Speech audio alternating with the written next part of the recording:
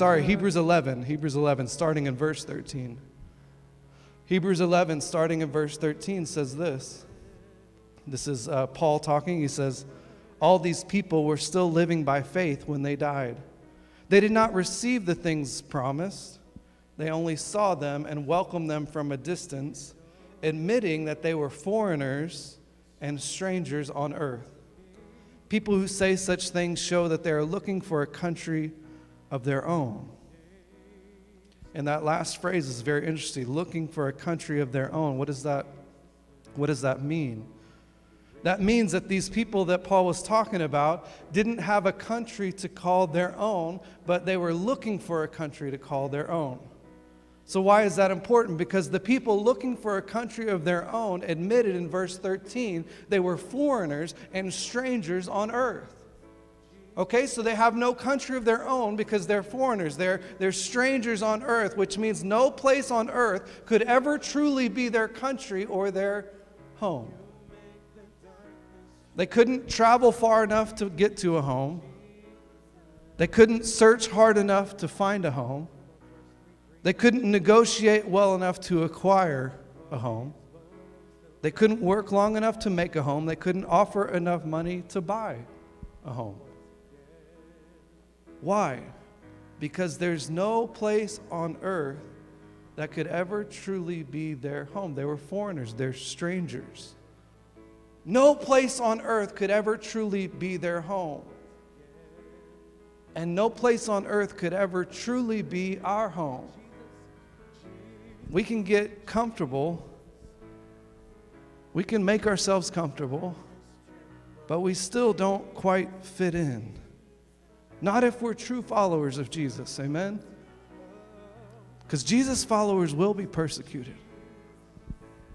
We don't belong. This isn't our home. This is not our country. This is not who we are. Then Paul says something really interesting that I think very much applies to us today. We as Jesus followers should not feel at home here on earth. We're strangers. We're foreigners. But look at what Paul tells them in verse 15 about these famous people of faith that he was talking about and their journey to finding a country of their own.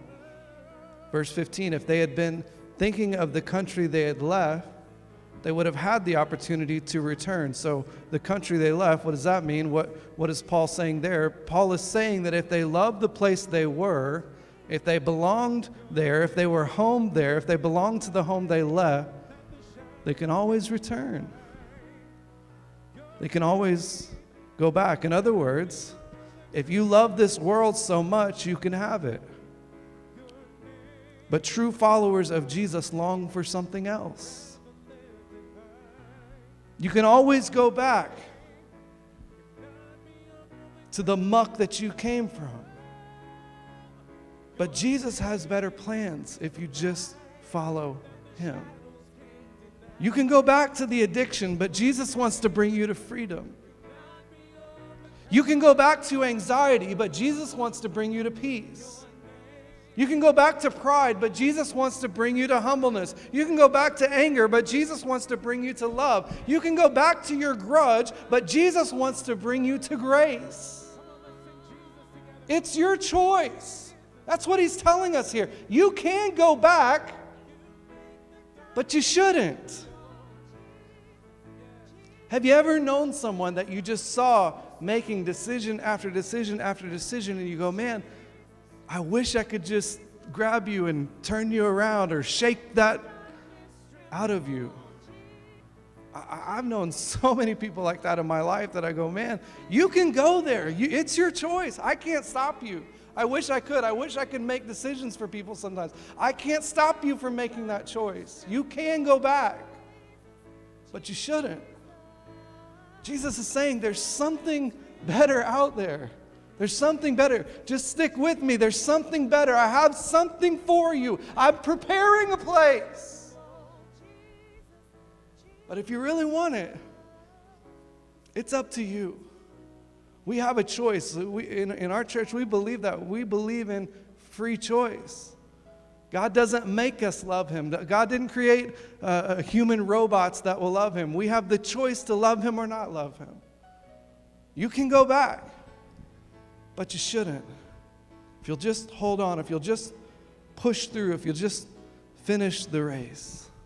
I heard a story on one of the podcasts I listened to. I'd never heard this before, but apparently there's a famous kind of scientific experiment where you bring a kid in and you put a marshmallow in front of them, and the scientist comes in and says, hey, this marshmallow's here. If you want it, you can eat it. But if you just wait 15 minutes, you can have 2 marshmallows. And then they walk out and kind of observe what happens. And I don't know how many of you have dealt with kids very often, but I don't remember what they said the number was. Maybe something like 90% of them just eat the first marshmallow. Right? They just see what's there. They grab it. It seems good. I want what's there. They can't wait the 15 minutes. And sometimes I feel like we're those kids. We can't wait. We can't push through this life. We can't get through it to get to what God has for us, to the reward that he has, because we're too impatient. You can go back. It's your choice, but you shouldn't. There's something better. These faith-filled believers in God were searching for a home because they're foreigners. And if they had loved the home that they left behind, they could have gone back, but they didn't want to. So what are they looking for? What kind of home are they in search of? Look at verse 16. They could have gone back, but verse 16 says, instead, they were longing for a better country, a heavenly one. Therefore, God is not ashamed to be called their God, for he has prepared a city for them. They longed for a better country. They longed for something beyond what they saw in front of them. They longed for something more. They longed for a better country, a heavenly one. You ever felt that way, like you don't belong? I believe there's a reason for that. We don't belong here. Our hearts are set on things above. We are longing for a better country, a heavenly one, a country that God is preparing for us. Our heavenly home is the place we as Christians truly that the belong. shadows can't deny. Your name cannot be overcome. Your name is alive.